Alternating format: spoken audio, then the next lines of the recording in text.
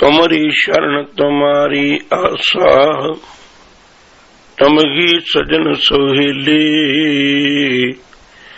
राखो राखन हार दयाला, नानक करके कोले। राखो राखन हार दयाला, नानक करके कोले।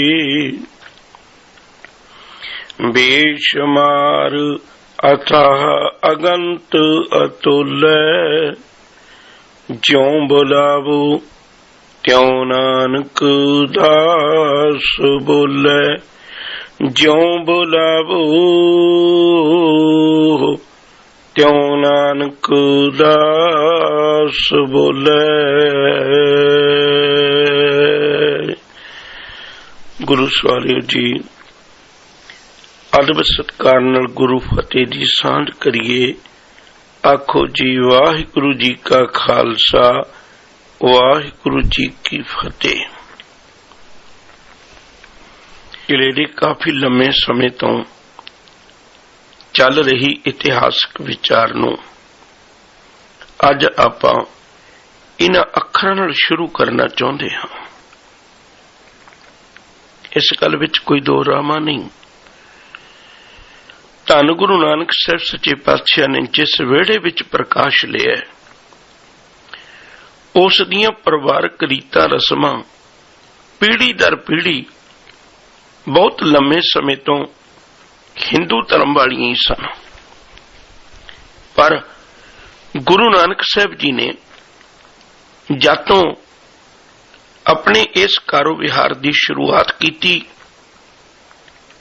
भाव पहले कदमां ने ही यह प्रमाण कर लिया, मैं एक नवी दात संसार की झोली विच पाउणी है। उन्होंने हिंदू धर्म दीयां समुचियां रीतां रस्मां नूं तलांजलि दे के निर्मल पंथ की स्थापना की सी। और उन्होंने हर एक कूड़ की मर्यादा नूं ला के सिक्खी एक विलखण, सिक्खी एक नवी दात मनुखता की झोली विच निवेकला धर्म पाया सी। गुरु नानक साहब जी दे नाल बेअंत सिख जगत दीयां भावनावां जुड़ गईयां। पर उत्थे नाल एक गल चेता रखियो, दुनिया दे अंदर एक कहावत भी बनी हुई है, बहुती बारी दीवे थले हनेरा रह जांदा है। और इहो कुछ वरतिया बाकी लोगों ने भावें गुरु नानक साहब जी ने अपने विचारों की जीवन की सांझ पाई, पर चेता रखने जोग बात है, उन्होंने खुद के पुत्र पुत्री कौल ना पालियो, कर पीनो कन मुरटी है, दिल खोटे आकी फिरन सिर भार उचैन छटी है। उन्होंने अपने पिता के राह नूं छड्ड के एक वखरे राह नूं अख्तियार करके उस मार्ग के पंधी बन गए। भाव कहण तो गुरमत की विचारधारा तो सखणे रह गए। इसे तरह उदों तो एक गल शुरू होगी, एक गुरु नानक साहब जी की विचारधारा की सिक्खी, दूजी गुरु नानक साहब जी के पुत्रां वल्लों प्रचारिया होया सिक्खी का ही ओट आसरा लेके शुरू किया होया धर्म, ते ओ गुरु की अंश वंश वालियां ने उवें उहनूं बरकरार रखिया। गुरु की अंश वंश विचों ही जिहड़ा इस वेले इतिहास विच जिवें गुरु नानक साहब जी दे वेले उहदे पुत्र ही खुद टकरा बन गए सन, इसे वेले हुण भी इतिहासक पन्नियां दे उत्ते जिन्हां समयां दे विच हुण आपां विचर रहे हैं, ते उन्हां समयां दे विच भी बाबा खेम सिंह बेदी ये भी गुरु नानक साहब जी की विचारधारा विचों सिख नहीं है, याद रखियो जी। भावें गुरु की अंश वंश विचों ने, पर जिवें पिछे टकरा होया सी उवें हुण भी एक टकरा ही बनिया होया। जिथे गुरु नानक साहब सच्चे पातशाह जी महाराज ने कृपा की सी, उन्हां गरीबड़ियां नूं गल लाया सी ते बचन आखे सन, मैं ते इन्हां दे नाल ही अपने जीवन की सांझ रखनी चाहना है। नीचा अंदर नीच जात, नीची हूं अत नीच, नानक तिनकै संग साथ, वड्डिया स्यों कै रीस, जिथे नीच संभालियन तिथे नजर तेरी बख्शीश। उत्थे बाबा खेम सिंह बेदी नूं इन्हां गरीबड़ियां दे विचों, इन्हां दलितां दे विचों इतनी दुर्गंधी आउण लग पई, उन्हां ने इन्हां नूं दूर करना शुरू कर दिता। ਜਿਹੜੀ ਜਾਤ ਪਾਤ ਨੂੰ ਗੁਰੂ ਨਾਨਕ ਸਾਹਿਬ ਜੀ ਨੇ ਮੂਲੋਂ ਜੜੋਂ ਪੁੱਟ ਕੇ ਸਿੱਖੀ ਨੂੰ ਇੱਕ ਪਾਕ ਪਵਿੱਤਰ ਦਾਤ ਬਖਸ਼ਿਸ਼ ਕੀਤੀ ਸੀ, ਇਹਨਾਂ ਨੇ ਜਾਤ ਬਰਾਦਰੀ ਨੂੰ ਫਿਰ ਦੁਬਾਰੇ ਉਸੇ ਤਰ੍ਹਾਂ ਉਘੇੜ ਕੇ ਉਜਾਗਰ ਕਰਕੇ ਤੇ ਪ੍ਰਗਟ ਕਰਕੇ ਤੇ ਇੱਕ ਗੱਲ ਨਵੀਂ ਪ੍ਰਗਟ ਕਰ ਦਿੱਤੀ ਭਈ ਅਸੀਂ ਇਸ ਸਿੱਖੀ ਦੀ ਵਿਚਾਰਧਾਰਾ ਨਾਲੋਂ ਆਪਣੇ ਆਪ ਨੂੰ ਕਿਵੇਂ ਵੱਖਰਾ ਕੀਤਾ ਹੋਇਆ।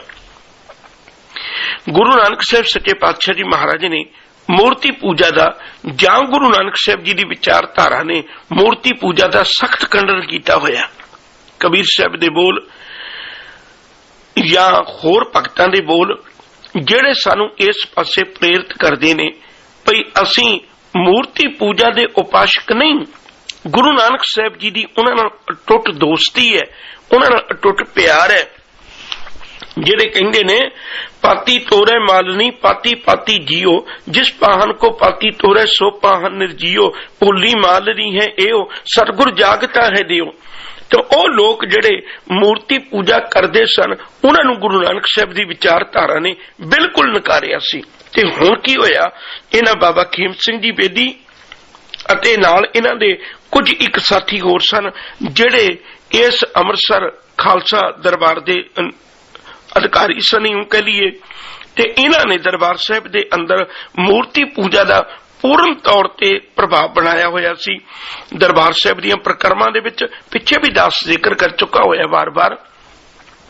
ਦੁੱਖ ਪੰਜਨੀ ਬੇਰੀ ਦੇ ਕੋਲ ਇੱਕ ਇਹਨਾਂ ਨੇ ਬੜੀ ਵੱਡੀ ਮੂਰਤੀ ਬਣਾ ਕੇ ਉੱਥੇ ਉਹ ਧੰਨ ਗੁਰੂ ਗੋਬਿੰਦ ਸਿੰਘ ਸੱਚੇ ਪਾਤਸ਼ਾਹ ਜੀ ਨੂੰ ਉਹਨਾਂ ਕੋਲ ਖੈਰ ਮੰਗਦਿਆਂ ਲਿਖਾਇਆ ਹੋਇਆ ਸੀ।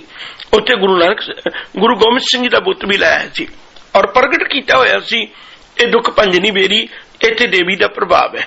ਇਹ ਗੱਲ ਮੈਂ ਵਿੱਚੋਂ ਹੋਰ ਕਹਿ ਲੈਣੀ ਚਾਹੁੰਦਾ, ਥੋੜੀ ਜਿਹੀ ਖਿਆਲ ਕਰਿਓ। ਮੈਨੂੰ ਮਾਫ ਕਰਨਾ, ਮੈਂ ਕਿਸੇ ਦੇ ਹਿਰਦੇ ਨੂੰ ਦਿਖਾਉਣ ਦੀ ਕੋਸ਼ਿਸ਼ ਨਹੀਂ ਕਰ ਰਿਹਾ, ਪਰ ਮੈਂ ਸੱਚ ਵੀ ਲੁਕਾਉਣਾ ਨਹੀਂ ਚਾਹੁੰਦਾ। ਦੂਜੇ ਪਾਸੇ ਦੀ ਵਿਚਾਰ ਨੂੰ ਧਿਆਨ ਵਿੱਚ ਰੱਖੀਏ। ਜਦੋਂ ਕੋਈ ਅੱਜ ਵੀ ਦਰਬਾਰ ਸਾਹਿਬ ਜਾਂਦਾ ਹੈ, ਉਹ ਜਦੋਂ ਦੁੱਖ ਪੰਜਨੀ ਬੇਰੀ ਦੇ ਕੋਲ ਦੀ ਲੰਘਦਾ ਹੈ ਤੇ ਉੱਥੇ ਉਹ ਸ਼ਬਦ ਵਿਚਾਰਦਾ ਹੈ ਭਈ ਬੇਰੀ ਨੂੰ ਦੁੱਖ ਪੰਜਨੀ ਕਿਹਾ ਜਾਂਦਾ ਹੈ। ਪਰ ਜਦੋਂ ਉਹ ਅੰਦਰ ਜਾਂਦਾ ਹੈ ਤੇ ਅੰਦਰ ਗੁਰੂ ਕੀ ਬਾਣੀ ਉਹਦੇ ਅੰਮ੍ਰਿਤਮਈ ਬਚਨ ਕੰਨਾਂ ਵਿੱਚ ਪੈਂਦੇ ਨੇ, ਦੁੱਖ ਭੰਜਨ ਤੇਰਾ ਨਾਮ ਜੀ, ਦੁੱਖ ਭੰਜਨ ਤੇਰਾ ਨਾਮ। ਆਮ ਸ਼ਰਧਾਲੂ ਜਿਹੜਾ ਨਾ ਉਹ ਇਸ ਗੱਲ ਦੀ ਦੁਬਿਧਾ ਵਿੱਚ ਪੈ ਜਾਂਦਾ ਹੈ ਭਈ ਮੇਰੇ ਦੁੱਖਾਂ ਨੂੰ ਭੰਨਣ ਵਾਲੀ ਬੇਰੀ ਹੈ ਜਾਂ ਦੁੱਖਾਂ ਨੂੰ ਭੰਨਣ ਵਾਲਾ ਪਰਮੇਸ਼ਰ ਦਾ ਨਾਮ ਹੈ। ਬੇਰੀ ਦਾ ਜ਼ਿਕਰ ਤੇ ਇੱਕੋ ਵਾਰੀ ਆਉਂਦਾ, ਪਰ ਰੱਬ ਦੇ ਨਾਮ ਦੇ ਦੁੱਖਾਂ ਦੇ ਭੰਨਣ ਦੀ ਗੱਲ ਤੇ ਵਾਰ-ਵਾਰ ਆਉਂਦੀ ਹੈ ਔਰ ਸ੍ਰੀ ਗੁਰੂ ਗ੍ਰੰਥ ਸਾਹਿਬ ਜੀ ਦੀ ਬਾਣੀ ਵਿੱਚ ਅੰਕਿਤ ਹੈ। ਇਹਨਾਂ ਗੱਲਾਂ ਨੇ ਦੁਬਿਧਾ ਪੈਦਾ ਕੀਤੀ ਹੋਈ ਹੈ। ਇਹ ਉਦੋਂ ਤੋਂ ਹੀ ਸਾਡੀ ਝੋਲੀ ਵਿੱਚ ਪਾਇਆ ਹੋਇਆ ਇੱਕ ਇਹੋ ਜਿਹਾ ਕੂੜ ਹੈ ਜਿਹਨੂੰ ਅਸੀਂ ਮਿੱਠਾ ਸਮਝ ਕੇ ਹਜੇ ਤੱਕ ਗਲੇ ਨਾਲ ਲਾਈ ਬੈਠੇ ਹਾਂ। ਬਹੁਤ ਸਮਝਣ ਵਿਚਾਰਨ ਦੀ ਲੋੜ ਹੈ। ਖੈਰ, ਜਿਹੜੀ ਬੇਨਤੀ ਕਰ ਰਹੇ ਸਾਂ ਉਹਦੇ ਵੱਲ ਹੀ ਚੱਲਾਂ। ਗੁਰਦੇਵ ਸੱਚੇ ਪਾਤਸ਼ਾਹ ਜੀ ਮਹਾਰਾਜ ਦੀ ਕਿਰਪਾ ਦਾ ਸਦਕਾ ਇੱਥੇ ਕੁਝ ਜਿਹੜੇ ਅੰਮ੍ਰਿਤਸਰ ਖਾਲਸਾ ਦੀਵਾਨ ਅੰਮ੍ਰਿਤਸਰ ਦੇ ਵਾਲੇ ਲੋਕ ਸਨ ਉਹ ਤਾਂ ਇਸ ਕੁਰਾਹੇ ਪੈ ਗਏ, ਪਰ ਦੂਜੇ ਪਾਸੇ ਗੁਰੂ ਸਾਹਿਬ ਸੱਚੇ ਪਾਤਸ਼ਾਹ ਦੀ ਕਿਰਪਾ ਦਾ ਸਦਕਾ ਬੇਨਤੀ ਕਰ ਰਿਹਾ ਸਾਂ ਲਾਹੌਰ ਦਰਬਾਰ ਵਾਲੇ, ਲਾਹੌਰ ਖਾਲਸਾ ਦਰਬਾਰ ਵਾਲੇ ਜਿਹਦੇ ਵਿੱਚੋਂ ਇੱਕ ਪ੍ਰੋਫੈਸਰ ਗੁਰਮੁਖ ਸਿੰਘ, ਗਿਆਨੀ ਦਿੱਤ ਸਿੰਘ, ਇਹ ਇਤਿਹਾਸਕ ਠਾਕੁਰ ਗੁਰਮੁਖ ਪਿਆਰੇ, ਇਹ ਜਿਹੜੇ ਸਨ ਇਹ ਵੱਖਰੇ ਹੋ ਕੇ ਉਸ ਨਾਲ ਜੁੜੇ ਹੋਏ ਸਨ ਔਰ ਇਹ ਗੁਰਮਤ ਦੇ ਬਿਲਕੁਲ ਉਸੂਲਾਂ ਉੱਤੇ ਪਹਿਰਾ ਦੇਣ ਵਾਲੇ ਸਨ। ਮੈਂ ਜਿਹੜੀ ਬੇਨਤੀ ਕਰਨਾ ਚਾਹੁੰਦਾ, ਕੁਦਰਤੀ ਗੱਲ ਹੈ ਜਦੋਂ ਆਪਣਿਆਂ ਵਿੱਚ ਫੁੱਟ ਪੈ ਜਾਏ ਤੇ ਬਗਾਨੀਆਂ ਨੂੰ ਲੁੱਟ ਮਿਲ ਜਾਏ, ਫੁੱਟ ਅਤੇ ਲੁੱਟ ਮਨੁੱਖ ਦੇ ਕਦਮਾਂ ਨੂੰ ਕਦੇ ਕਾਮਯਾਬੀ ਵੱਲ ਨਹੀਂ ਲੈ ਕੇ ਜਾਂਦੇ, ਬਰਬਾਦੀ ਵੱਲ ਲੈ ਕੇ ਜਾਂਦੇ ਨੇ। ਯਾਦ ਰੱਖਿਓ, ਜੇ ਉਹ ਕੌਮਾਂ, ਉਹ ਲੋਕ ਕਦੇ ਵੀ ਆਪਣੀਆਂ ਮੰਜ਼ਲਾਂ ਤੱਕ ਨਹੀਂ ਪਹੁੰਚਦੇ ਜਿਹੜੇ ਫੁੱਟ ਦਾ ਸ਼ਿਕਾਰ ਜਾਂ ਲੁੱਟ ਦਾ ਸ਼ਿਕਾਰ ਹੋ ਜਾਣ। ਚਲੋ ਲੁੱਟਿਆ ਵੀ ਕਿਤੇ ਗਿਆ ਹੋਵੇ ਬਖਸ਼ਿਆ ਜਾ ਸਕਦਾ ਹੈ, ਪਰ ਜਦੋਂ ਘਰ ਦੀ ਫੁੱਟ ਹੋਵੇ ਯਕੀਨ ਕਰਕੇ ਜਾਣਿਓ ਉਹਨਾਂ ਨੂੰ ਕਦੇ ਮੰਜ਼ਲਾਂ ਨਹੀਂ ਮਿਲਦੀਆਂ। ਇੱਥੇ ਦੋ ਸੋਚਾਂ ਦਾ ਟਕਰਾਅ ਹੋ ਗਿਆ। ਇੱਕ ਰਾਹ ਲੈ ਕੇ ਤੁਰੇ ਹੋਏ ਪੁਰਾਣੇ ਉਹਨਾਂ ਸਮਿਆਂ ਦਾ ਟਾਕਰਾ ਕਰਨ ਵਾਸਤੇ ਇਕੱਠੇ ਹੋਏ ਤੇ ਇਹ ਫਿਰ ਦੁਬਾਰੇ ਵਿਚਾਰਧਾਰਾ ਦੁਰਾਹੇ ਤੇ ਖੜੀ ਹੋ ਗਈ। ਆਖਰਕਾਰ ਇੱਕ ਰਾਹ ਤੁਰਿਆ ਜਾਂਦਾ ਜਾਂਦਾ ਫਿਰ ਦੋ ਰਾਹਾਂ ਵਿੱਚ ਫਟ ਗਿਆ। ਇੱਕ ਪਾਸੇ ਅੰਮ੍ਰਿਤਸਰ ਸਾਹਿਬ ਉਹ ਖਾਲਸਾ ਦੀਵਾਨ ਬਣ ਗਿਆ, ਦੂਜੇ ਪਾਸੇ ਲਾਹੌਰ ਖਾਲਸਾ ਦੀਵਾਨ ਬਣ ਗਿਆ, ਜਿਹਦੇ ਵਿੱਚ ਪ੍ਰੋਫੈਸਰ ਗੁਰਮੁਖ ਸਿੰਘ, ਗਿਆਨੀ ਦਿੱਤ ਸਿੰਘ, ਠਾਕੁਰ ਸਿੰਘ, ਸੰਧਾਵਾਲੀਏ ਇਹ ਵੱਖਰੇ ਹੋ ਗਏ, ਤੇ ਇਧਰਲੇ ਪਾਸੇ ਬਾਬਾ ਖੇਮ ਸਿੰਘ ਬੇਦੀ, ਬਿਕਰਮ ਸਿੰਘ ਫਰੀਦਕੋਟ ਵਾਲੇ ਤੇ ਇਤਿਹਾਸਕ ਇਹ ਇਧਰਲੇ ਪਾਸੇ ਵੱਖਰੇ ਆ ਗਏ। ਇਹਨਾਂ ਨਾਲ ਬਹੁਤੇ ਪੁਜਾਰੀ ਵੀ ਸਨ। ਤੇ ਅਜੇ ਇਹ ਗੱਲ ਚੱਲ ਹੀ ਰਹੀ ਸੀ, ਅਚਾਨਕ ਵਿਪਰਨ ਕੀ ਸੋਚ ਨੇ ਇੱਕ ਨਵਾਂ ਜਾਮਾ ਪਹਿਨਿਆ। ਵਿਪਰਨ ਕੀ ਸੋਚ ਨੇ ਇੱਕ ਨਵਾਂ ਰੂਪ ਧਾਰਨ ਕੀਤਾ। ਉਹ ਫਿਰ ਦੁਬਾਰੇ ਇਸ ਪੰਜਾਬ ਦੀ ਧਰਤੀ ਉੱਤੇ ਪ੍ਰਗਟ ਹੋਣ ਵਾਸਤੇ ਤਿਆਰ ਹੋਈ।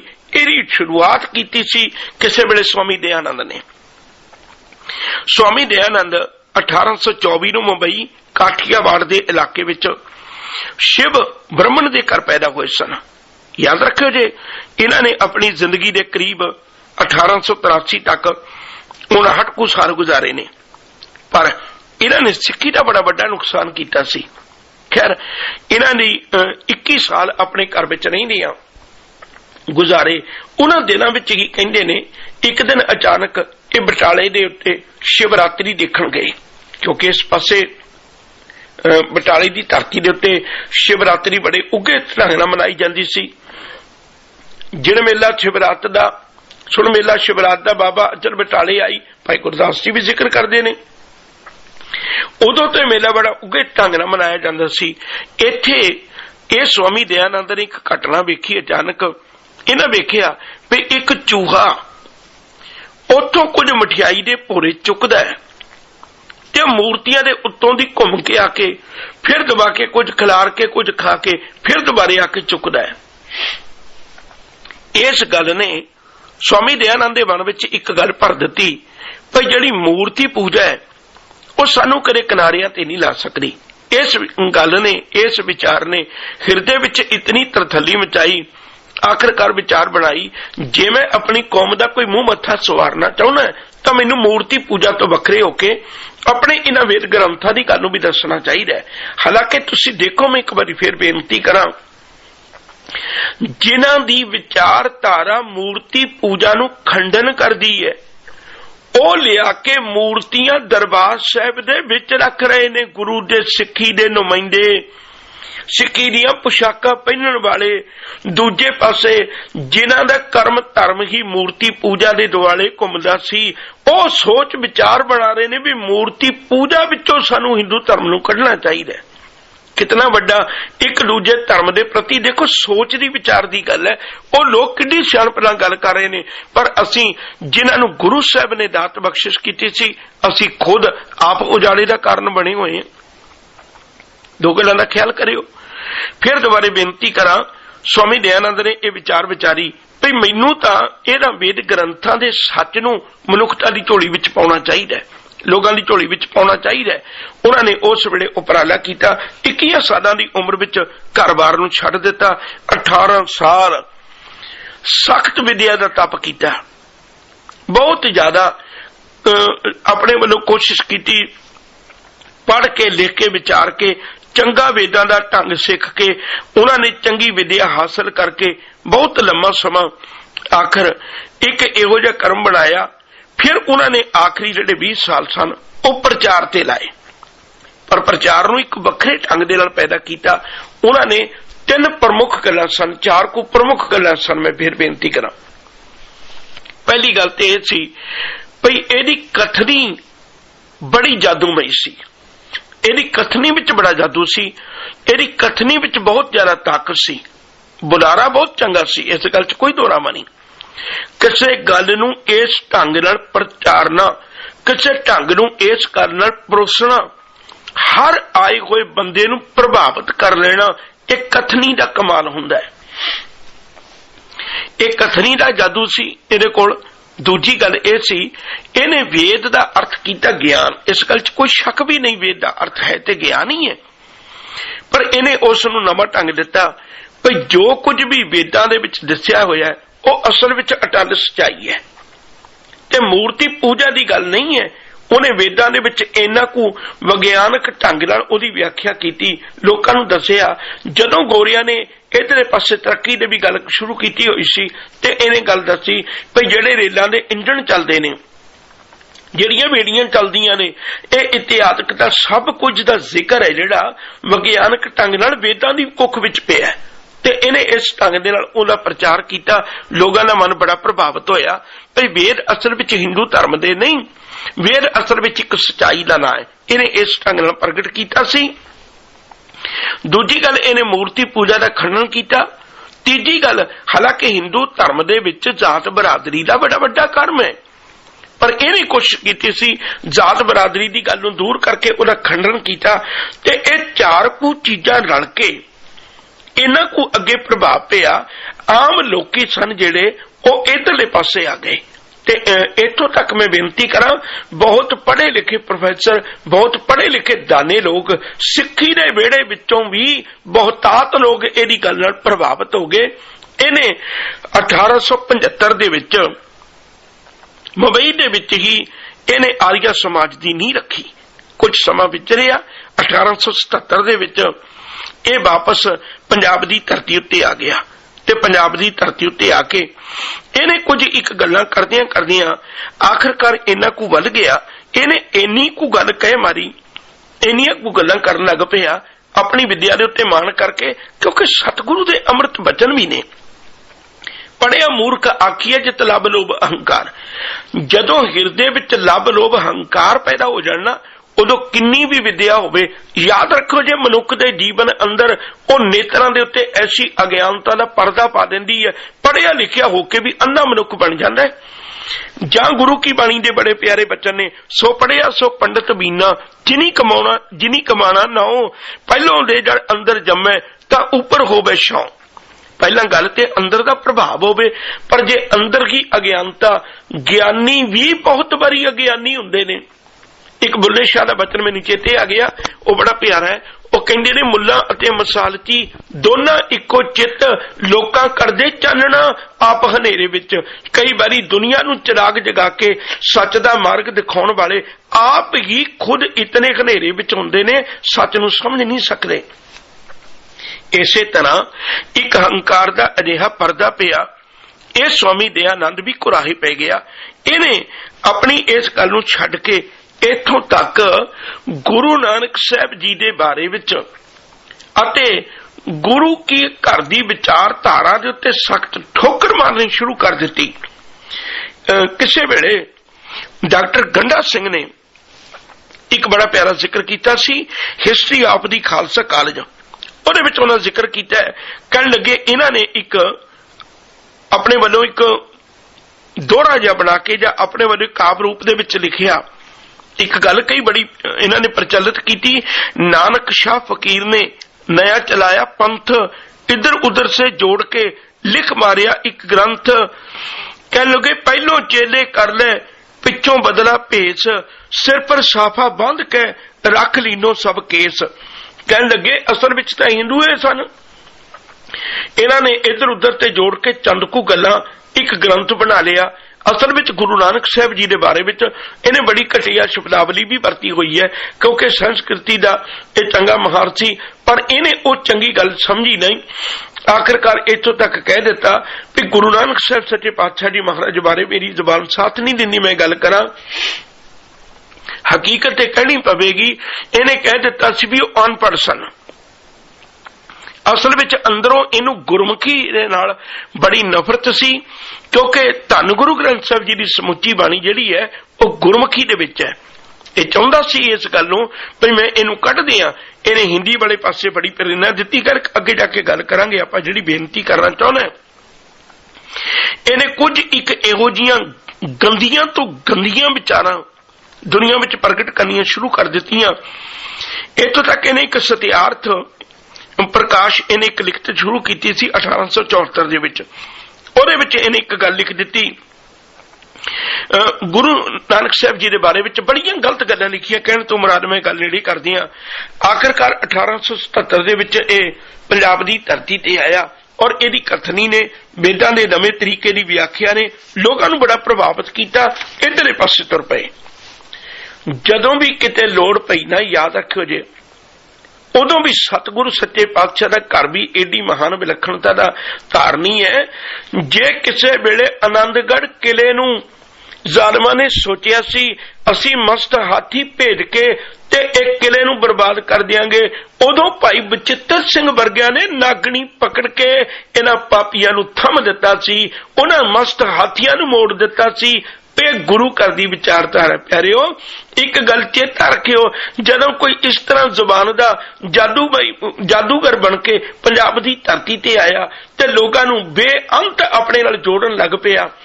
ਬੇਅੰਤ ਲੋਕ ਸਨ ਜਿਹੜੇ ਕਿਰਪਾਨਾਂ ਲਾ ਕੇ ਢੇਰ ਲਾ ਦਿੰਦੇ ਸਨ। ਇਹਦੀ ਕਥਨੀ ਵਿੱਚ ਏਡਾ ਵੱਡਾ ਜਾਦੂ ਸੀ ਤੇ ਇਧਰਲੇ ਪਾਸੇ ਪ੍ਰੇਰਿਤ ਹੁੰਦੇ ਸਨ। ਉਦੋਂ ਫਤਿਹਗੜ੍ਹ ਸਾਹਿਬ ਦੀ ਪਵਿੱਤਰ ਧਰਤੀ ਦੇ ਉੱਤੇ ਇੱਥੇ ਨੇੜੇ ਇੱਕ ਨਗਰ ਹੈ ਆਨੰਦਪੁਰ ਕਲੌੜ। ਆਨੰਦਪੁਰ ਸ਼ਬਦ ਨਹੀਂ ਹੈ, ਆਨੰਦਪੁਰ ਕਲੌੜ ਇਹ ਅਸਲ ਵਿੱਚ ਨੇੜੇ ਨੇੜੇ ਨਗਰ ਨੇ। ਇੱਥੇ ਫਤਿਹਗੜ੍ਹ ਸਾਹਿਬ ਤੋਂ ਕੁਝ ਦੂਰੀ ਦੇ ਉੱਤੇ ਹੈ। ਇੱਥੇ ਧੰਨ ਗੁਰੂ ਗੋਬਿੰਦ ਸਿੰਘ ਸੱਚੇ ਪਾਤਸ਼ਾਹ ਜੀ ਦਾ ਜਿੱਥੇ ਲੱਕ ਤੇ ਜਿਗਰਾਂ ਦਾ ਖੂਨ ਡੁੱਲਿਆ ਹੋਵੇ, ਜਿੱਥੇ ਸਿੱਕੀ ਦਾ ਮਹੱਲ ਬਣਿਆ ਹੋਵੇ, ਜਿੱਥੇ ਨੀਹਾਂ ਦੇ ਵਿੱਚ ਗੁਰੂ ਗੋਬਿੰਦ ਸਿੰਘ ਨੇ ਆਪਣੇ ਪੁੱਤਰਾਂ ਦੀਆਂ ਹੱਡੀਆਂ ਪਾਈਆਂ ਹੋਵਣ, ਜਿੱਥੇ ਮਾਂ ਗੁਜਰੀ ਨੇ ਆਪਣੇ ਪੋਤਰਿਆਂ ਨੂੰ ਸਿੱਖਿਆ ਦੇ ਕੇ ਵਜ਼ੀਰ ਖਾਨ ਦੀ ਕਚਹਿਰੀ ਵਿੱਚ ਅਡੋਲ ਰੱਖਿਆ ਹੋਵੇ, ਜਿੱਥੇ ਨਿੱਕੇ ਬੱਚਿਆਂ ਨੇ ਵੱਡੇ ਕਾਰਨਾਮੇ ਕੀਤੇ ਹੋਵਣ, ਜਿੱਥੇ ਇਤਿਹਾਸ ਵਿੱਚ ਵੱਖਰੀ ਛਾਪ ਛੱਡੀ ਹੋਵੇ, ਜਿੱਥੇ ਇੱਕ ਨਵਾਂ ਨਵੇਕਲਾ ਰੂਪ ਸਿੱਖੀ ਦਾ ਪ੍ਰਗਟ ਕੀਤਾ ਹੋਵੇ, ਉਸ ਧਰਤੀ ਦੇ ਉੱਤੇ ਪੈਦਾ ਹੋਏ ਮੇਰੇ ਮਾਲਕ ਨੇ ਬੜੀ ਕਿਰਪਾ ਕੀਤੀ। ਉੱਤੇ ਇੱਕ ਗੁਰਮੁਖ ਪਿਆਰੇ ਭਾਈ ਸਾਹਿਬ ਭਾਈ ਜਿਨ੍ਹਾਂ ਨੂੰ ਬੜੇ ਅਦਬ ਸਤਿਕਾਰ ਨਾਲ ਅੱਜ ਸਾਨੂੰ ਯਾਦ ਕਰਨਾ ਚਾਹੀਦਾ ਹੈ, ਸਰਦਾਰ ਦੀਵਾਨ ਸਿੰਘ ਜੀ ਤੇ ਮਾਈ ਰਾਜ ਕੌਰ ਦੀ ਕੁੱਖੋਂ 1853 ਦੇ ਵਿੱਚ ਗਿਆਨੀ ਦਿੱਤ ਸਿੰਘ ਦਾ ਜਨਮ ਹੋਇਆ। ਜਨਮ ਦੇ ਵੇਲੇ ਕੁਝ ਸਮੇਂ ਤੋਂ ਬਾਅਦ ਇਹਨਾਂ ਦਾ ਨਾਮ ਦਿੱਤਾ ਰਾਮ ਰੱਖਿਆ ਗਿਆ।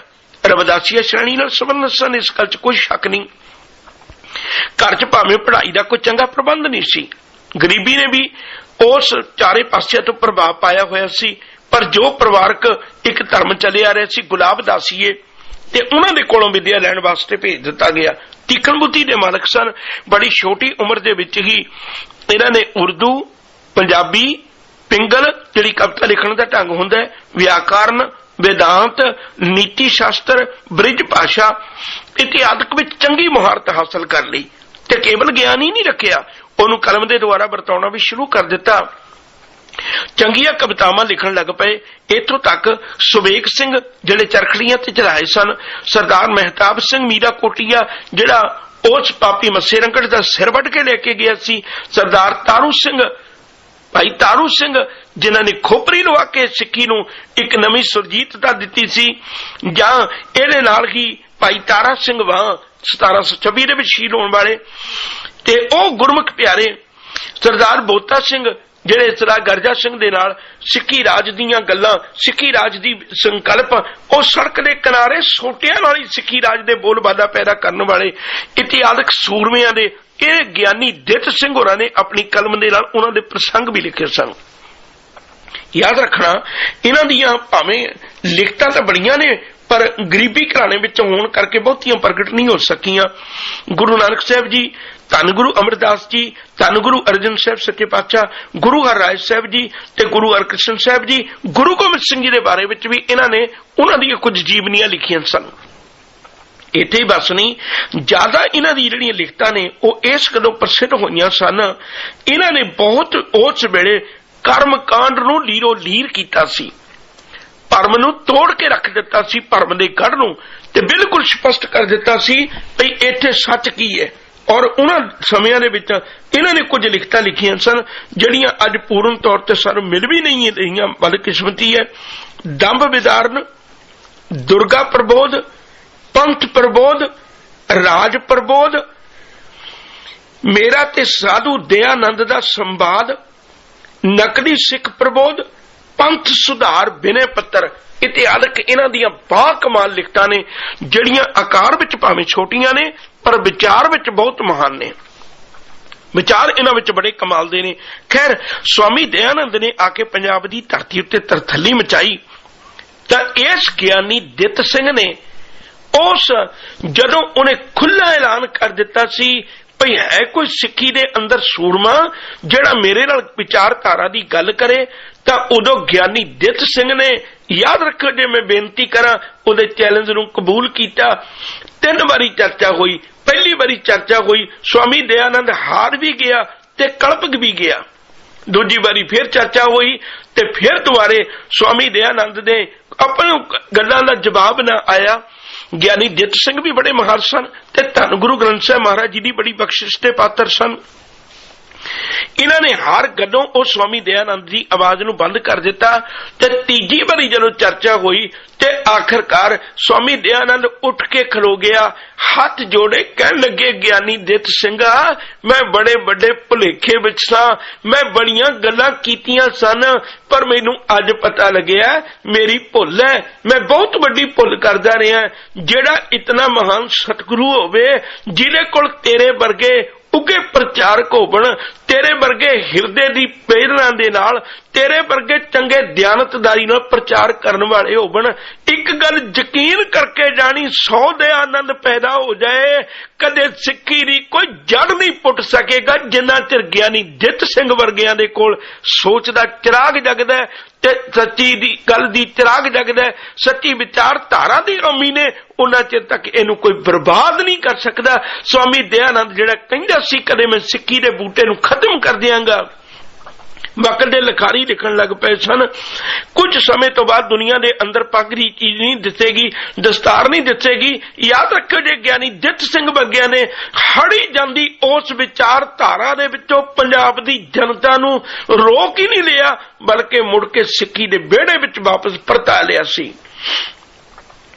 एक मैं बेनती करना चाहुंदा है, ज्ञानी जित सिंह जी दे बारे विच किसी विद्वान दियां 4 लाइनां मैनूं बड़ियां प्यारियां लगदियां ने और मैं बहुत बारी सिख जगत दे विहड़े विच इन्हां दी जिक्र भी करना है, बेनती करना है बार बार। अज फिर लोड़ है, अज फिर लोड़ है। ज्ञानी जित सिंघा तेरे मैं दर ते एक बेनती करा, तेरी पंजाब दी धरती तुसी लोगां ने गरीबी दे पंगूड़े विचों उठ के भी बड़े दर्दां दे नाल इस धरती दे उत्ते सिक्की दे बूटे नूं हरा भरा रखिया सी। अज फिर दुबारे कुछ एक पापी बिरती वाले लोग फिर दंभी पखंडी इस पंजाब दी धरती ते गलमा पाके ज्ञानी जित सिंघा तेरियां भावनावां दा कतल कर रहे ने। ज्ञानी जित सिंघा इस स्थान नूं फिर मैला कर रहे ने। मालिक कृपा करे, बख्शिश करे किते फिर दोबारे ज्ञानी जित सिंह दी सोच साडे हिरदे विच पैदा होवे ते अज साडे विचों ही ज्ञानी जित सिंह कोई बन के उठे ते इन्हां पापियां इन्हां दमियां पखंडियां नूं फिर दोबारे ओ नੱਥ पावे। कर जिहड़ी बेनती करन लगा सां इहनूं रतन सिंह जग्गी ने सिख पंथ विश्वकोश दे विच ਇਹ 4 लाइनां किसी विद्वान दियां लिखियां ने पर उन्हां उत्थे नां नहीं लिखिया। लाइनां बड़ियां कमाल दियां ने। जिहदा नाम लैंदियां ही दिल विच जोश उठे, चुक जावे धौन अभिमानी दी, सुती होई घूक कौम आन जगाई, जिने अज तक धुम पई होई जिहदी कानी दी, ऐसा कौन वीर जिने परम लीरो लीर कीते, आई अज याद उस सिंह सभा दे बानी दी, भावें ओदी पाई ना कदर पूरी पंथ ने है, पासे अज लोड़ फिर जित सिंह ज्ञानी दी। ये गल च कोई दो रामा नहीं। ज्ञानी जित सिंह होरी जदों कदे चर्चा करनी हुंदी सी, विचार करनी हुंदी सी, गुरबाणी दे अर्थ भी करने हुंदे सन, उदों स्टेज ते बिठाया जांदा सी। पर जदों इन्हां नूं कड़ा प्रशाद दी देग जां इत्यादक कोई होर कोई काम करना हुंदा सी तां याद रखो जे उदों गुरु घर दे विच बैठण दी बजाए बाहर जोड़े खाने दे कोल खड़ा दित्ता जांदा सी। इन्हां खेम सिंह बेदी वर्गियां ने इन्हां ने जात बरादरियां दे कारण इतना ज्यादा वितकरा पाया होया सी। खैर इनू तां गुरु दे चरनां नाल प्यार सी। बहुती वारी प्यारिओ गरीबी दे पंगूड़े विचों ही गुरु दे लाल उठ के इस सिख जगत नूं हलूणा दे के जगा जांदे ने। उस वेले दे वक्त नूं सिख तवारीख मैनूं समझना मैं भई नमस्कारा करदी है ज्ञानी जित सिंह वर्गियां दी सोच नूं। खैर जिहड़ी बेनती करन लगा सां उसे वाल फिर परतीए। बड़ी तमन्ना हुंदी है इहो जे गुरमुख सूरमियां दा जदों जीवन पढ़ने। आखिरकार पिछे जिक्र कर ही चुका होया दास ज्ञानी जित सिंह, प्रोफैसर गुरमुख सिंह इत्यादक इन्हां दा टकराव हो गया अमृतसर खालसा दीवान दे नाल। बाबा खेम सिंह बेदी होरां दा विचार सी। और यह टकरार इतना कु अगे टकराव बढ़ गया, इन्हां ने फिर कोशिश की झंडा बूंगा शहीदगंज इत्यादि बाबा अटल राय दरबार साहब इत्यादि उन्हां पुजारियां नूं इकट्ठे करके इन्हां ने 18 मार्च 1887 नूं प्रोफैसर गुरमुख सिंह इन्हां दे प्रथाए एक हुक्मनामा जारी करवा दिता और उन्होंने पंथ विचों खारिज करने दे लई गल कही। एक बेनती होर करदे हां, कई बारी मन विच विचार आ सकदा है भी मैं पुजारी शब्द बार बार क्यों वरत रहे हैं। पिछे भी दस ने जिक्र किया सी, असल विच इन्हां दे जिहड़े हुक्मनामे ने ना उन्हां विच शब्द ही पुजारी लिखिया होया। याद रखियो जे किसी वेले सरदार रूप सिंह जी बड़े सियाणे विद्वान ने, उन्होंने एक किताब लिखी सी श्री अकाल तख्त साहिब जी के अंदेश ते संदेश, श्रोमणी कमेटी ने छापी, बड़ी बाकमाल किताब है। उन्होंने ये हुक्मनामे का जिक्र भी किया। कुछ एक लाइना मैं पढ़ के सुनानी चाहना, ये विचार करके सुनानी चाहना। हम जुमले सिंगान पुजारियन तख्त साहब अकाल बूंगा व दरबार साहब जी व अटल राय जी व झंडा बूंगा साहब व शहीद बूंगा साहब मुलाजे कार्रवाई गुरमुख सिंह सकत्तर का किया। मैं कुछ ही पंक्तियां मैनू याद ने, बस उन्नियां को तुहाडे नाल साझीआं कीतियां ने। इत्थों जिहड़ा बेनती की सी पुजारियन शब्द देखो इहदे हुक्मनामे विच आया। ये पहले हुक्मनामे उन्होंने एक बेनती होर करा, किन्ने कु दुख मैं तुहाडे नाल फुल्लां। हैरानी की गल है, अकाल तख्त साहब के जितने भी हुक्मनामे ने ना उन्हां दा कोई रिकॉर्ड नहीं बहुता पिया। जेड़े जेड़े अकाल तख्त साहब ते जथेदार आए अपने वेले जारी किए हुक्मनामे वो नाल ही लै जांदे ने, वो बहुता रिकॉर्ड नहीं है साडे कोल। हुण भावें सामना शुरू होया होवे, ये दुख की बात है, दुख की बात है। शुक्र होया इस गलों सरदार रूप सिंह होरां ने बहुत अच्छा कर्म किया, ये हुक्मनामे नूं कुछ संभालिया अंदेशां ते संदेशां नूं। खैर जिहड़ी बेनती कर रहा था उदों ये शब्द ही वरते जाते सन। इन्हां ने इस तरह इन्हां पंथ विचों खारिज करने की कोशिश की, छेकिया गया। भावें उन्होंने उपराला तय किया पर दूजा पक्ष भी इहदा पैदा हो गया, वो अगे जाके जिक्र करांगा। पर हजे आपां अगले सन की गल करनी चाहुंदे हां। याद रखण योग बात है, उन्हां की समयां दे विच 1892 दे विच अमृतसर खालसा कॉलेज इहदी नींह रखी गई। लॉयल सर जेम्स ने यह अंग्रेजा ने नहीं रखी सी। खैर और यह भी एक बड़ी वड्डी देन सी उस वेले इन्हां अमृतसर साहब खालसा कॉलेज की जिहड़ी देन है वह भी एक अच्छे ढंग की विद्या की शुरुआत हुई सी। सिखां ने एक बड़ी वड्डी कोशिश की। आर्या समाजियां दी ज्ञानी दित सिंह ने ठल पा दी, पर फिर भी कुछ एक लोग ऐसे सन जिहड़ियां अपनियां करनियां तो बाज नहीं सन आउंदे। उन्हां विचों सिखां दे विचों ही गए हुए आर्या समाजी वाले पासे प्रेरित होके जिन्हां दे विचों प्रमुख सन नारायण सिंह ते इहदा एक साथी हुंदा सी लाला ठाकुर दास।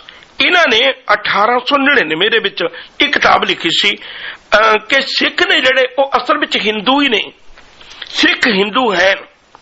ये किताब लिखी थी। 10 पिछे जिक्र कर चुका होया इन्हां चीज़ां दा, पर सन इस वेले आ रहे ने सामने, तां करके मैं बेनती कर रहे हैं। ते उदों भाई कान सिंह नाभा ने हम हिंदू नहीं इस गल का जवाब दे के किताब लिखी सी और बड़ी वड्डी इहदी उन्हां नूं सजा भी भुगतनी पई, केस भी चले, पर गुरु के प्यारे ने बिल्कुल परवाह ना मनी ते सच दी गल बिल्कुल प्रगट कर दित्ती सी। एक उस वेले दे दरबार साहब के पुजारियां ने एक होर बड़ी नीच हरकत की सी। उन्हां दिनां विच वाइस राय जिहड़ा अंग्रेजां वालों हाकम सी इत्थे, ते उन्हें एक गल की सी भी सिख अमृत संचार किवें करदे ने। ਉਹਦੇ मन की भावना तो सी मैं वेखा इन्हां विच इतनी बहादुरी इतनी दृढ़ता किवें पैदा हो जाती है। याद रखो जे माड़ी करतूत सी इहनूं माड़ा ही कहा जा सकता है। उदों पुजारियां ने 5 प्यारियां दे रूप विच अमृत तैयार करके वायसराय दे सामने उन्होंने कोल खिलार के इह सारी रीत नूं उन्हां सामने प्रगट कीता सी। हालांकि गुरमत दा असूल है, गुरु घर विच रीत चली आ रही है, जदों अमृत छकाया जाता है उदों बिल्कुल हर एक पासे तो पर्दा करके बकायदा अगे पहरेदार खलोता हुंदा है। खैर इन्हां गीत समयां दे अंदर एक चंगा काम भी होया। दरबार साहब दे अंदर श्री अमृतसर साहब पवित्र स्थान दे उत्ते उन्हां समयां दे अंदर केवल दीवे ही जगाए जाते सन। ਹੁਣ तक दीविਆਂ ਦੇ ਪ੍ਰਭਾਵ ਸੀ। ਤੇ ਇਹਨਾਂ ਸਮਿਆਂ ਦੇ ਅੰਦਰ ਹੀ ਦਰਬਾਰ ਸਾਹਿਬ ਦੇ ਅੰਦਰ ਬਿਜਲੀ ਆਈ। ਭਾਵੇਂ ਇਸ ਗੱਲ ਦਾ ਥੋੜਾ ਜਿਹਾ ਵਿਰੋਧ ਪ੍ਰੋਫੈਸਰ ਗੁਰਮੁਖ ਸਿੰਘ ਜੀ ਹੋਰਾਂ ਨੇ ਕੀਤਾ ਸੀ, ਪਰ ਇਸ ਗੱਲ 'ਚ ਕੋਈ ਦੋਰਾਵਾ ਨਹੀਂ। ਇੱਥੇ ਚੰਗਾ ਕੰਮ ਹੋਇਆ। ਇੱਥੇ ਬਿਕਰਮ ਸਿੰਘ ਫਰੀਦਕੋਟੀਏ ਨੇ ਇੱਥੇ ਕਾਫੀ ਮਦਦ ਕਰਕੇ ਮਾਈਕੀ ਸਹਾਇਤਾ ਦੀ ਉਹ ਖਰਚਾ ਕਰਕੇ ਤੇ ਦਰਬਾਰ ਸਾਹਿਬ ਦੇ ਵਿੱਚ ਬਿਜਲੀ ਇਹਨਾਂ ਸਮਿਆਂ 'ਚ ਆਈ ਸੀ।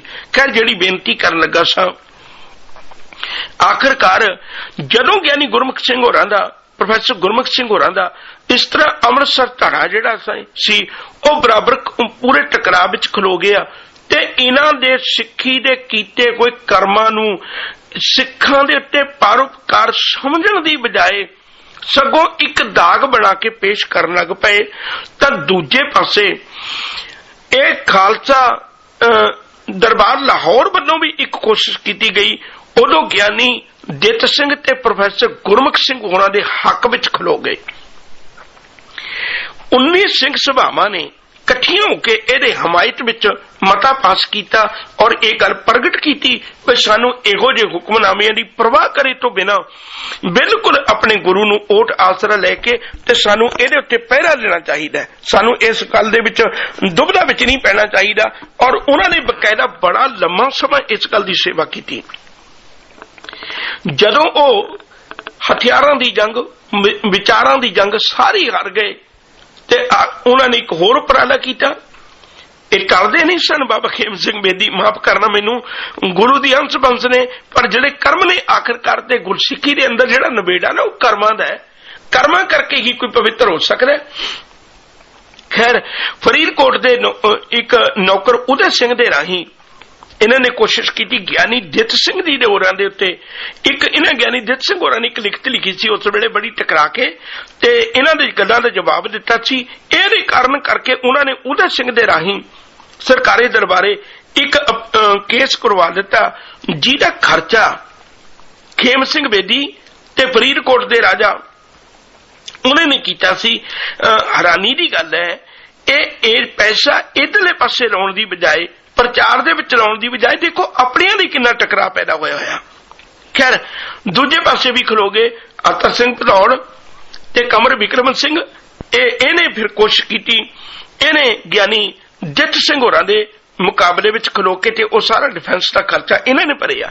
ਖੈਰ ਅਦਾਲਤ ਵਿੱਚੋਂ ਫੈਸਲਾ ਹੋਇਆ 51 ਰੁਪਏ ਗਿਆਨੀ ਦਿੱਤ ਸਿੰਘ ਹੋਰਾਂ ਨੂੰ ਇਸ ਕੀਤੇ ਹੋਏ ਹਦਕ ਦੇ ਦਾਅਵੇ ਵਿੱਚੋਂ, ਹਦਕ ਦੇ ਕੇਸ ਵਿੱਚੋਂ ਤੇ ਉਸ ਮਾਨ ਸ਼ਾਨ ਦੇ ਕੇਸ ਵਿੱਚੋਂ 51 ਰੁਪਏ ਇਹਨਾਂ ਨੂੰ ਜੁਰਮਾਨਾ ਹੋਇਆ। ਪਰ ਗਿਆਨੀ ਦਿੱਤ ਸਿੰਘ ਹੋਰਾਂ ਨੇ ਇਹ ਵੀ ਕਲੰਕ ਲੱਗ ਜਾਏਗਾ ਇਹ ਸੋਚ ਵਿਚਾਰ ਕਰਕੇ 51 ਰੁਪਏ ਭਰਨ ਦੀ ਬਜਾਏ ਅੱਗੇ ਕੋਸ਼ਿਸ਼ ਕੀਤੀ, ਉਹਨਾਂ ਨੇ ਇਹਨੂੰ ਅਪੀਲ ਕਰ ਦਿੱਤੀ। ਔਰ ਜਦੋਂ ਅਪੀਲ ਹੋਈ ਤੇ ਅਗਲੇ ਦਰਬਾਰ ਵਿੱਚ ਜਾ ਕੇ ਭਾਵੇਂ ਛੋਟੀਆਂ ਅਦਾਲਤਾਂ ਵਿੱਚ ਇਹਨਾਂ ਦਾ ਪ੍ਰਭਾਵ ਸੀ, ਮਾਫ ਕਰਨਾ ਬਾਬਾ ਖੇਮ ਸਿੰਘ ਬੇਦੀ ਹੋਰਾਂ ਦਾ, ਇਹਨਾਂ ਪੁਜਾਰੀਆਂ ਦਾ ਪ੍ਰਭਾਵ ਸੀ, ਪਰ ਇਹਨਾਂ ਨੇ ਕੋਸ਼ਿਸ਼ ਕੀਤੀ ਛੋਟੀ ਅਦਾਲਤ ਵਿੱਚੋਂ 51 ਰੁਪਏ ਉਹਨਾਂ ਨੂੰ ਜੁਰਮਾਨਾ ਹੋਇਆ। ਪਰ ਇਹਨਾਂ ਨੇ ਕੋਸ਼ਿਸ਼ ਕਰਕੇ ਉੱਪਰਲੀ ਅਦਾਲਤ ਵਿੱਚ ਅਪੀਲ ਕਰਕੇ ਔਰ ਗਿਆਨੀ ਦਿੱਤ ਸਿੰਘ ਨੂੰ ਬਿਲਕੁਲ ਬਰੀ ਕੀਤਾ ਗਿਆ। ਇਹ ਬਿਲਕੁਲ ਨਿਰਬਲ ਹੋ ਕੇ ਨਿਬੜੇ ਤੇ ਇਹਨਾਂ ਨੇ ਉਸ ਵੇਲੇ ਫਿਰ ਦੁਬਾਰੇ ਕੋਸ਼ਿਸ਼ ਕੀਤੀ, ਸਿੱਖੀ ਦੇ ਵਿਹੜੇ ਵਿੱਚ ਉਸੇ ਤਰ੍ਹਾਂ ਡਟ ਕੇ ਪਹਿਰਾ ਦਿੱਤਾ। ਇੱਕ ਹੁਣ ਗੱਲ ਦੁੱਖ ਦੀ ਤੁਹਾਡੇ ਨਾਲ ਸਾਂਝੀ ਕਰਨੀ ਚਾਹੁੰਦਾ, ਉਹ ਇਹ ਹੈ ਹੁਣ ਤੱਕ ਜਿਹੜੇ ਸੂਰਮੇ ਨਹੀਂ ਸਨ ਹਾਰੇ, ਲਾਹੌਰ ਦਰਬਾਰ ਬਿਲਕੁਲ ਗੁਰਮਤ ਦੇ ਲੀਹਾਂ ਤੇ ਚੱਲ ਕੇ ਸਿੱਖੀ ਦੇ ਵਿਹੜੇ ਵਿੱਚ ਪਏ ਹੋਏ ਉਸ ਗੰਦ ਨੂੰ ਹੀ ਨਹੀਂ ਕੱਢਿਆ। ਇਹਨਾਂ ਨੇ ਬਿਲਕੁਲ ਨਿਰੋਲ ਗੁਰਮਤ ਦੀ ਗੱਲ ਸਿੱਖ ਜਗਤ ਦੀ ਝੋਲੀ ਵਿੱਚ ਪਾਈ। ਤੇ ਪਰ ਨਾਲ ਹੀ ਬੇਨਤੀ ਕਰਾਂ, ਦੂਜੇ ਪਾਸੇ ਟਕਰਾਅ ਬਣਿਆ ਸੀ ਅੰਮ੍ਰਿਤਸਰ ਖਾਲਸਾ ਦਰਬਾਰ ਦਾ, ਫਿਰ ਵੀ ਇਹ ਜੋੜੇ ਡਟੇ ਰਹੇ। ਪਰ ਹੁਣ ਇੱਕ ਕਾਰਨ ਇਹ ਬਣਿਆ ਪਿਆਰਿਓ, ਜਿਹੜੀ ਮੌਤ ਹੈ ਨਾ ਉਹ ਤੇ ਚੰਦਰੀ ਇਹੋ ਜਿਹੇ ਉਜਾੜੇ ਪਾ ਦਿੰਦੀ ਹੈ। ਉਹਦੀਆਂ ਨਜ਼ਰਾਂ ਵਿੱਚ ਨਹੀਂ ਹੁੰਦਾ ਕੋਈ ਕਿਸੇ ਕੌਮ ਲਈ ਕਿੱਡਾ ਕੁ ਵਫਾਦਾਰ ਹੈ, ਉਹਦੀਆਂ ਨਜ਼ਰਾਂ ਵਿੱਚ ਨਹੀਂ ਹੁੰਦਾ ਕਿੰਨੀ ਕੁ ਕਿਸੇ ਦੀ ਲੋੜ ਹੈ। ਇੱਥੇ ਹੁਣ ਮੌਤ ਨੇ ਉਜਾੜਾ ਪਾਉਣਾ ਸ਼ੁਰੂ ਕਰ ਦਿੱਤਾ। ਇਹ ਤੇ ਕੁਦਰਤੀ ਗੱਲ ਹੈ ਪਿਆਰਿਓ, ਜਿਸ ਘਰ ਦੀਆਂ ਥੰਮੀਆਂ ਡਿੱਗਣ ਲੱਗ ਪੈਣ, ਜਿਸ ਘਰ ਦੀਆਂ ਕੰਧਾਂ ਕਮਜ਼ੋਰ ਹੋ ਕੇ ਡਿੱਗਣ ਲੱਗ ਪੈਣ ਤੇ ਉਹਦੀ ਛੱਤ ਬਹੁਤਾ ਚਿਰ ਨਹੀਂ ਖੁੱਲਿਆ ਕਰਦੀ। आखिरकार ये लाहौर दरबार का खात्मा वाले पासे तुर गया। चंद्री मौत ने 8 मई 1887 नूं सब तो पहला विक्रम सिंह कपूरथला वाले की मौत हुई। अजे कुछ ही दिन गुजरे सन। 18 सितंबर 1887 नूं ही ठाकुर सिंह संधा वालिया जिहड़ा महाराजा दलीप सिंह नाल पिछे कई बार जिक्र आ चुका है, साथी रहा है, लैला सिंह संधा वाली का पुत्र सी, एदी मौत हो गई। हजे कुछ ही करवट खाधी सी समय ने 10 जून 1896 नूं अतर सिंह पसौड़ वाली की मौत हो गई। 8 अगस्त 1898 नूं ही राजा विक्रम सिंह फरीदकोट वाले की ओदी भी मौत हो गई। 24 सितंबर 1898 नूं ऐ दो चमकदे सितारे जिन्हां दा सिख धर्म या सिखी जड़ी बड़ी कर्जदार रहेगी, दिन भर आउंदा इहो जिहे सूरमियां दी गल्लां करदियां। 24 सितंबर 1898 नूं ओ चमकदा सूरज भी छिप गया जिन्हों इतिहास प्रोफेसर गुरमुख सिंह कह के सन्मानदा है।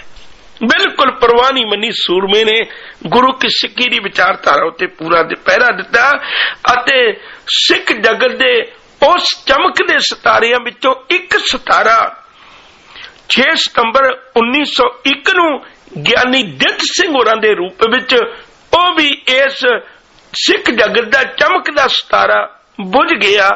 उस दिन नूं भी सिख इतिहास जिहड़ा ना ओ अपने वल्लों निम्मा झूना होके याद करदा है जदों इन्हां सूरमियां ने अपने वल्लों कोशिशां कीतियां सन। एक गल चेता रखियो, राह बनाउण वाला आप भावें चढ़ाई कर जाए पर मनुखता नूं तुरन दा एक राह दे जांदा है। इन्हां ने सूरमियां ने एक सिक्खी दी विचारधारा दा अजिहा चिराग जगा गए, अपनी सोच का एक चिराग जगा गए जिहदे कारण करके उन्होंने जड़ियां प्राप्तियां हुईयां वो बाकमाल ने। शरीरक तौर पर प्यारियों सबना ने एक दिन जाना है, इस गल च कोई दो रामा नहीं। जो उपजो सो बिनस है परो आज के काल, नानक हर गुण गाए ले छाड़ सगल जंजाल। पर जिन्हां ने जिहो जे कर्म कीते ने इतिहास उन्हां नूं ओही दी बदनामी दिंदा है, जिन्हां ने चंगे कर्म कीते ने इतिहास उन्हां दा ओह जिहा सन्मान करदा है। इन्हां दे वेले जिहड़ियां प्राप्तियां होईयां उन्हां विचों कुछ एक दा जिक्र है। इन्हां ने पहली गल ते इह है भई ओह निर्मल पंथ नियारा खालसा उहदा एहसास पैदा कीता सिख जगत अंदर।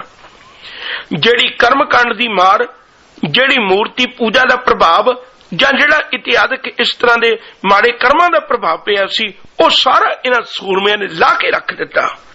इत्थे बस नहीं, दरबार साहिब दे अंदरों जिहड़ी मूर्ति पूजा दी आरंभता हो गई सी ते दरबार साहिब दी परिक्रमा तक मूर्तियां पईयां सन।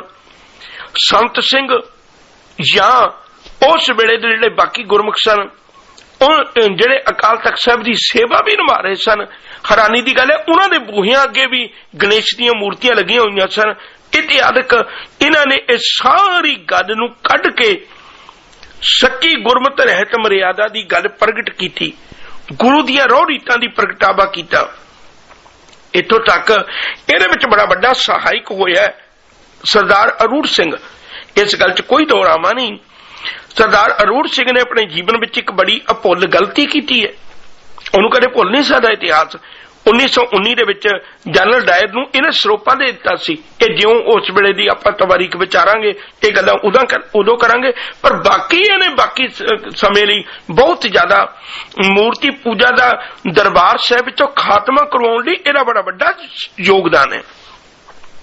यकीन करके जानियो, शायद मेरा मन कहंदा है भई अज दरबार साहिब दे अंदर जिथे धन गुरु ग्रंथ साहिब जी दा प्रकाश है, जिथे उत्थे बाबा बेदी खेम सिंह बेदी ने बिल्कुल बराबर करके एक गद्दा अडोल ला के एक देहधारी गुरु डम पैदा कर दिता सी, शायद अज हो सकता है हरमंदर साहिब दे अंदर गुरु ग्रंथ साहिब जी दी पवित्र बाणी दे बराबर एक बराबर गद्दा लग्या हुंदा, देहधारी गुरु उत्थे हरमंदर साहिब दे अंदर ही टुट प्रथा चल पैंदी। ज्ञानी दित सिंघा जे तेरा ये परोपकार ना हुंदा, सच करके जानियो उन्हां समयां दे अंदर जे किते सिंह सभा ये उपराले ना करदे, एक गलैला ना चुकदे, एक गुरु डम वखरी किस्म का शुरू हो जाना सी। अज हरमंदर साहिब दे अंदर केवल श्री गुरु ग्रंथ साहिब जी का प्रकाश है, तो उन्हां दी बड़ी वड्डी एक इस गल पिछे कुर्बानी है ज्ञानी दित सिंह प्रोफैसर गुरमुख सिंह होरां दी गुरु डम नूं खत्म करने वास्ते। याद रखियो जे इन्हां ने एक काम होर बड़ा अच्छा कीता सी प्रोफैसर गुरमुख सिंह होरां दे नाल। मिस्टर मैकालफ जिथे इन्हां गोरियां ने कोशिश की सी अपने वालों उन्हां नूं मिस्टर ट्रंप दे कोलों रखवाया सी, उत्थे प्रोफैसर गुरमुख सिंह होरां ने भी एक कोरा मिस्टर मैकालफ इहदा जिक्र पिछे भी आ चुका होया, मैं हुण बहुता नहीं दोहराउणा चाहुंदा, ओहनूं बुला के ते उहदे सिੱਖੀ विचारधारा की गलबात करके ते ओह इतना प्रभावित होया। जज की नौकरी ते सी, हालांकि इन्हें दरबार साहब की सारी गल विचारधारा नूं समझिया विचारिया ते इहने कुछ एक गुर इतिहास दीयां गल्लां लिखियां ते गुरबाणी दा कुछ तर्जमा कीता। भावें गल वखरी है भी पूरा नहीं कर सके, पर प्रोफैसर गुरमुख सिंह होरां दी लाग दे विचों इन्हां नूं इह दात पैदा होई सी, सिੱਖੀ दी विचारधारा नूं प्रगट कीता सी। और यह गल स्पष्ट है जे गोरियां ने गोरे कोलों ट्रंप दे कोलों बिगाड़ पाउण दी कोशिश कीती सी, तां इन्हां ने भी गुरमुख प्यारियां ने इन्हां ने भी उसे वक्त दे अंग्रेज दे कोलों ये गल प्रगट करवा दी सी भी नहीं, ट्रंप तेरी कलम गलत हो सकती है पर सिੱਖੀ दी विचारधारा गलत नहीं। ट्रंप तेरी सोच मैली हो सकती है, गुरु ग्रंथ साहिब दी सोच मैली नहीं हो सकती।